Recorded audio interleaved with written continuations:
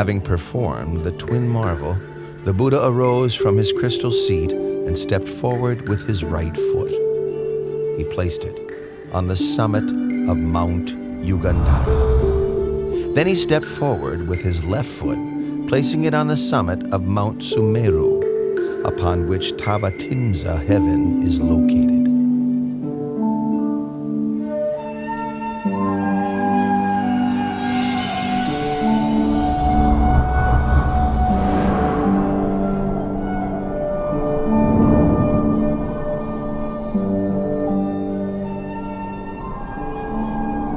With his third step, the Buddha ascended into Tavatimsa heaven.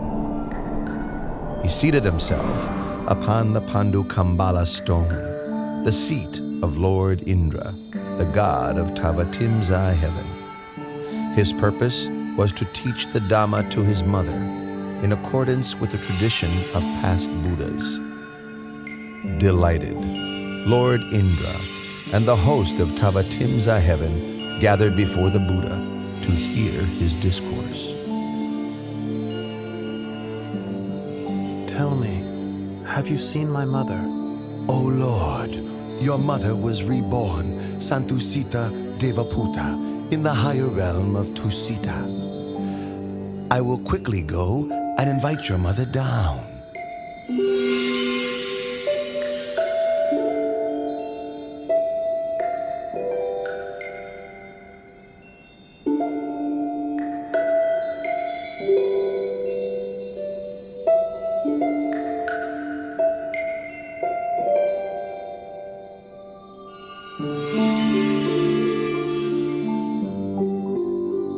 Mother, please come and sit close by. The kindness you showed me in your past life was great beyond measure.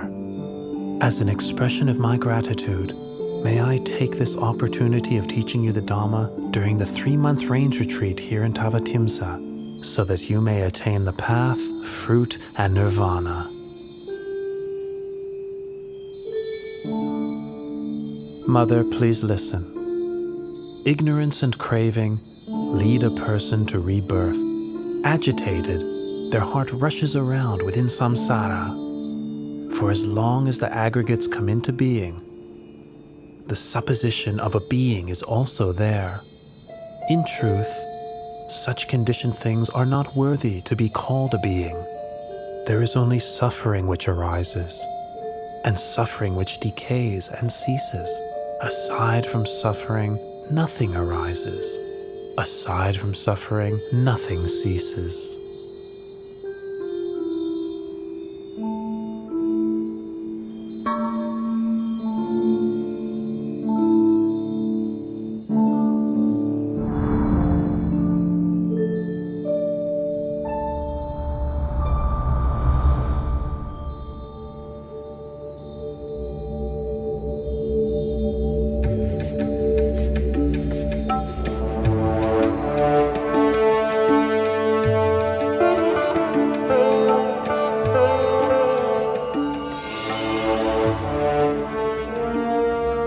Lord Buddha, you have ascended to Tavatimsa heaven and taught the Abhidhamma to your mother for the full 3 months duration of the range retreat.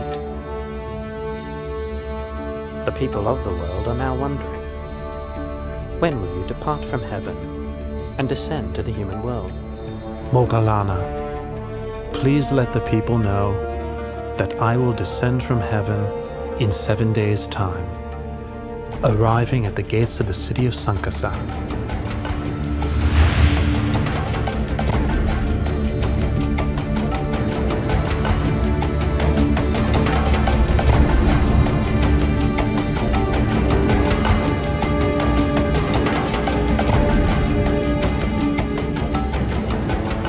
This is the last day of the rains retreat.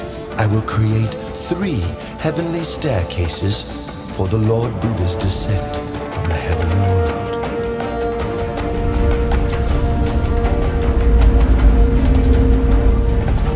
The crystal staircase for the Lord Buddha is in the middle. The golden staircase on the right is for myself and the other deities. The silver staircase on the left is for Sahampati Brahma and his host of Brahmas.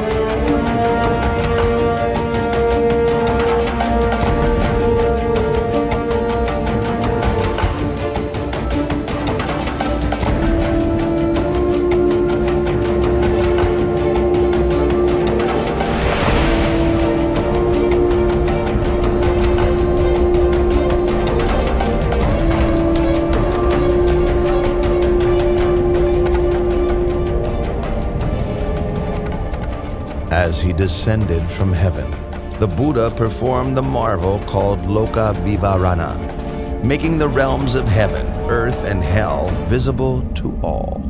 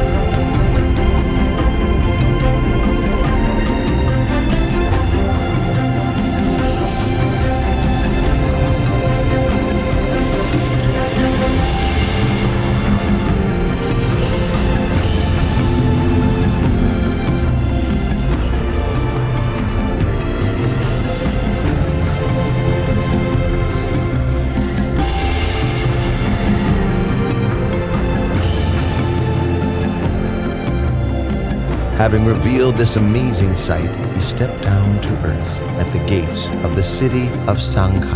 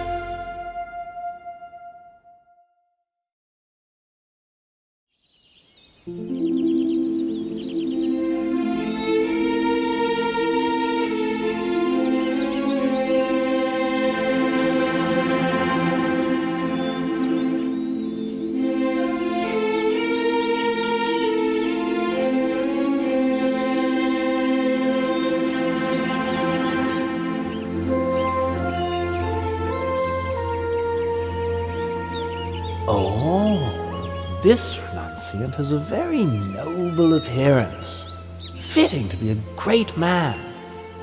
Here in Kuru, it's very hard to find a husband suitable for my daughter, Magandia, but today I found one. Venerable sir, my name is Magandia. I have a daughter who I would like to get married. But here in Kuru, I can find no suitable husband. And then I saw you today. I am very pleased by your appearance. Please accept my daughter as your wife. Oh, and don't worry that she's ugly or unattractive.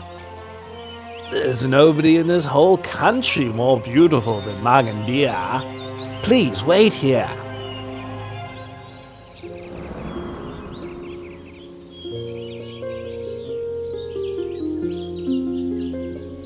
Oh, my dear child, Magandia.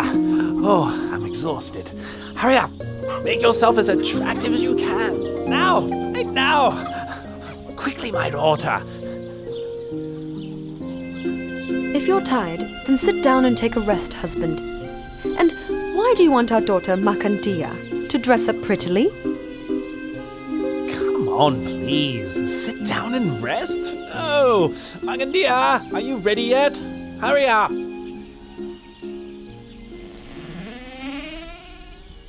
I'm ready, Father. Right. Go quickly. I've met him. Met who? I've met him. Hey, where's he gone? What's this all about? You've brought me all this way and I still don't know what you're talking about. I've met our daughter's future husband. That's what I'm talking about. I told him to wait for me here, but he's disappeared. Ah, there, you see? His footprints are still there. You're knowledgeable in the texts dealing with the interpretation of footprints. Have a look at them.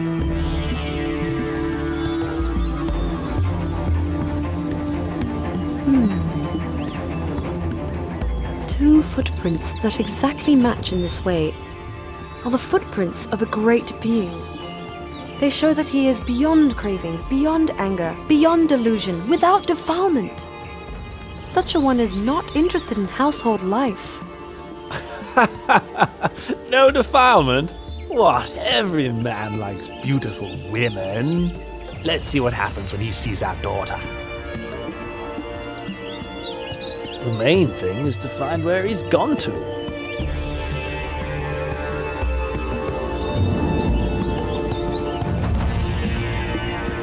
Oh, over there! I found him! Quickly, wife! Magandia, hurry! Follow your father! Venerable sir! Venerable sir! Venerable sir, this is my wife. And this is my daughter, Magandia, who I'm going to offer to you. Brahmins, I rejected sensual pleasure on the day of my enlightenment. I've seen the root cause of your existence, karma. You arise from sensual thoughts. Those thoughts arise in me no longer. Your karma will appear no more. Brahmins, listen to this teaching. The wise person must put effort into raising his mind out of attachment to sensuality, freeing himself from Mara's snare, steadying himself with the hook of mindfulness. He is able to master himself. He is able to have victory over himself.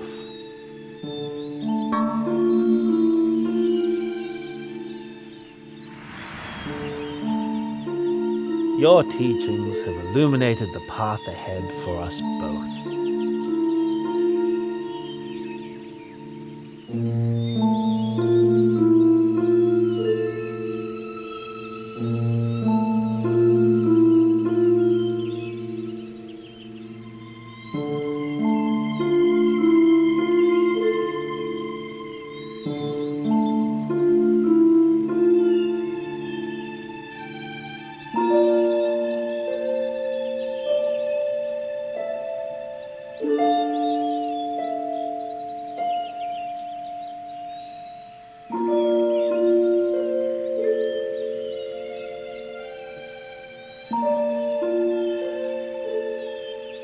Lord, do not hold it against our daughter. Magandia is still very young. We ask permission to go to my younger brother to give him all my wealth and ask him to take over as guardian of our daughter.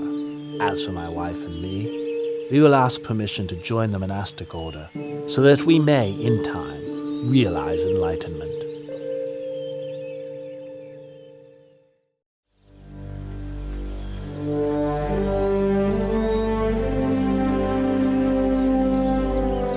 My name is Varanja Brahman. I am the ruler of this town of Varanja. Hearing of your reputation as a perfectly enlightened Buddha, I wish to have a Dhamma discussion with you. But why is it that when I, your senior in years, arrive here, you make no gesture of respect? Don't rise up to welcome me, and don't invite me to sit on the same level as you. Varanja Brahmin, in this world or in any other world, I have not yet met anyone superior in Dhamma to me to whom I should make a gesture of respect, stand up to welcome, or offer my seat. It's my view that your way of practicing and conducting yourself is quite tasteless. Brahmin, my way is indeed tasteless. I have abandoned the taste of the sensual pleasures of form, taste, smell, sound, and bodily touch. But I am not tasteless in the way that you understand it. You have no assets. You teach non-action and praise annihilation. And furthermore, I would say that you are loathsome. Brahmin, I have no assets or wealth because such things consist of forms, tastes, smells, sounds, and touches. Venerable Brahmin, I teach non-wrong action, non-evil action by body, speech, and mind. I praise the annihilation of lust, hatred, and delusion. Brahmin, loathsome is bodily misconduct, verbal misconduct, mental misconduct. I loathe all that is evil and unwholesome. But I am not at all loathsome in the way that you believe. You teach eradication, destruction. You teach non-arising and non-birth. Brahman, I teach the Dhamma for the eradication of lust, hatred, and delusion, and for the eradication of all unwholesome states. I teach the destruction of bodily misconduct, verbal misconduct, and mental misconduct, because these are things which are worthy of destruction. I have attained the state of non-arising and non-birth by abandoning the causes of birth and becoming. I speak only the truth in response to your comments. The truth is not as you understand it to be. Pay attention, Venerable Varanja Brahmin, and I will teach you the Dhamma. Sending your mind outside and seeking faults in others is a cause for suffering. Reflecting internally, developing awareness of one's own mind, is the path. Nirodha, the end of suffering, is its fruit.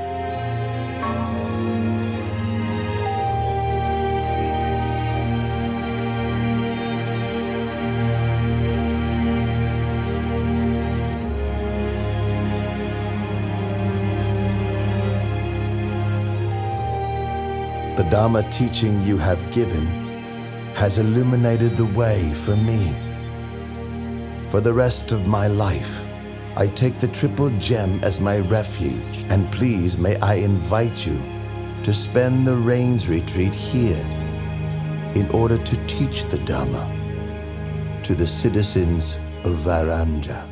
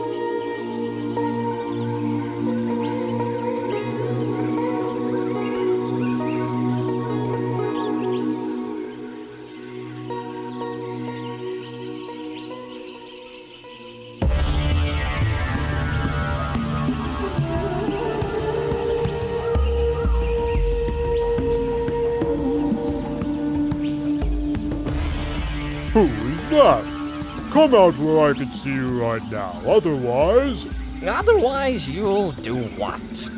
Who are you? What are you doing here? I should be the one asking you the same question. I am the Lord of Monkeys, and I have been living in Rocky Tavanna Forest for a long time. And you, what are you doing here? I am Palilayaka, the Lord of the Elephants. I got fed up with all the busyness and problems of my entourage and left to spend some time alone. Yes, your entourage sounds just every bit as irritating as mine. You say you are the Lord of the Elephants, but then why are you wandering around spying on a human? This one is not like other human beings.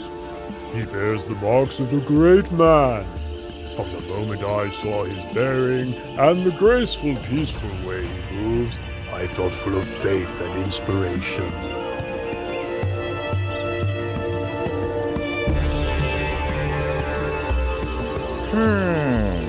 Well, if that's the case, let's go and ask him some questions.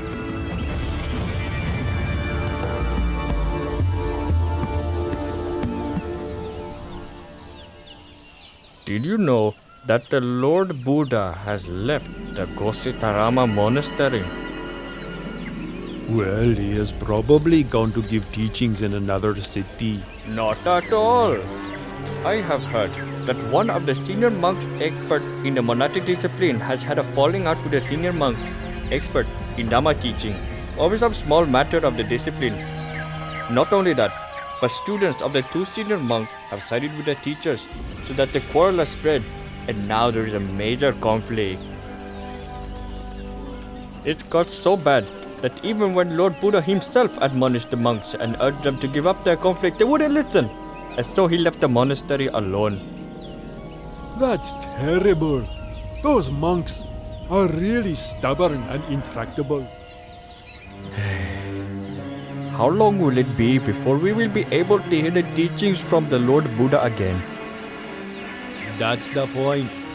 The monks' dispute means that all the rest of us aren't able to listen to the Lord Buddha teach. The Lord Buddha must be fed up with the disobedient monk. From now on, we shouldn't make any more food offerings to them. Oh, good idea. Let's encourage all the other lay supporters to do the same.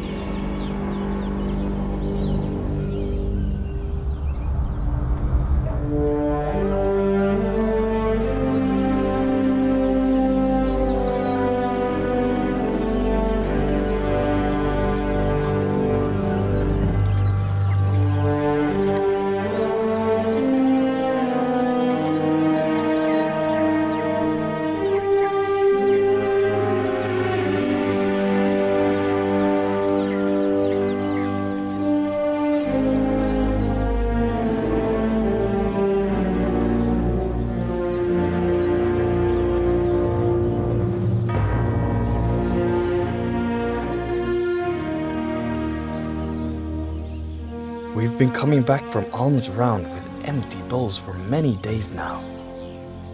Nobody in Kosambi is filling our bowls with any food offerings anymore. If this continues, how will we survive? What will we eat?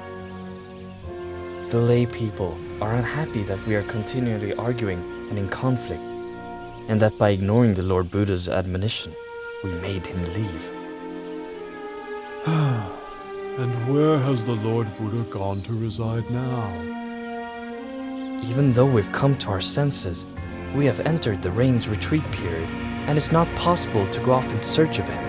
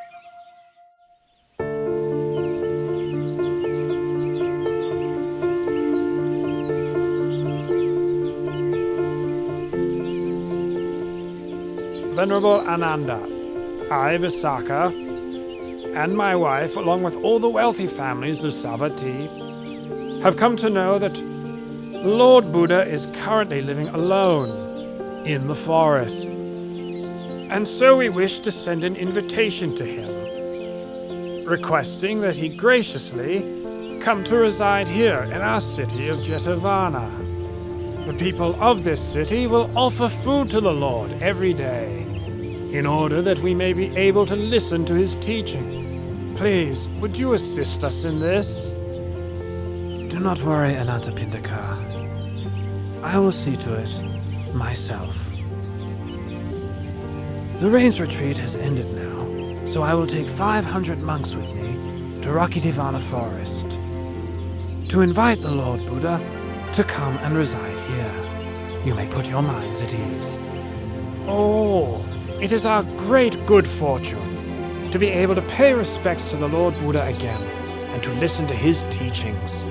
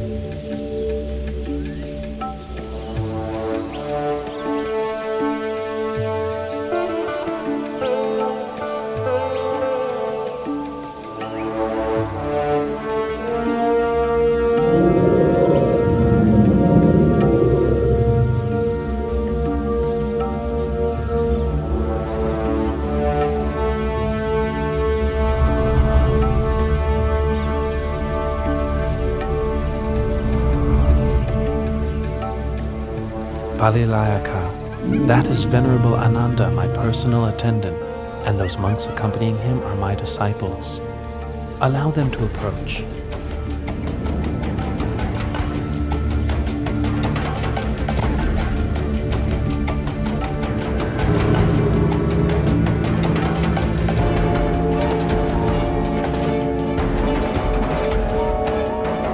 Lord of Elephants, Lord of Monkeys, allow me to kindly thank you for your service to me in looking after me in this forest.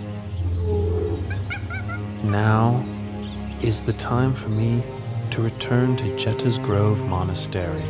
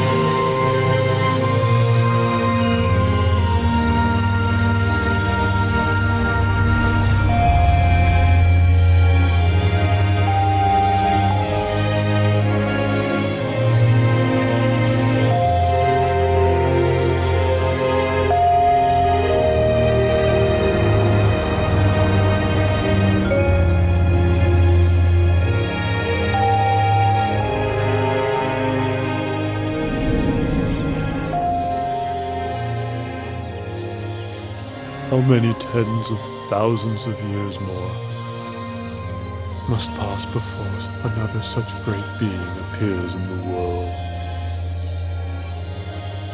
It has been our great fortune to have had the opportunity to serve the Lord at such close quarters. What a great shame the Lord has to leave after such a short time. It will be very unlikely that we will have such an opportunity again. We will probably never see the Lord again.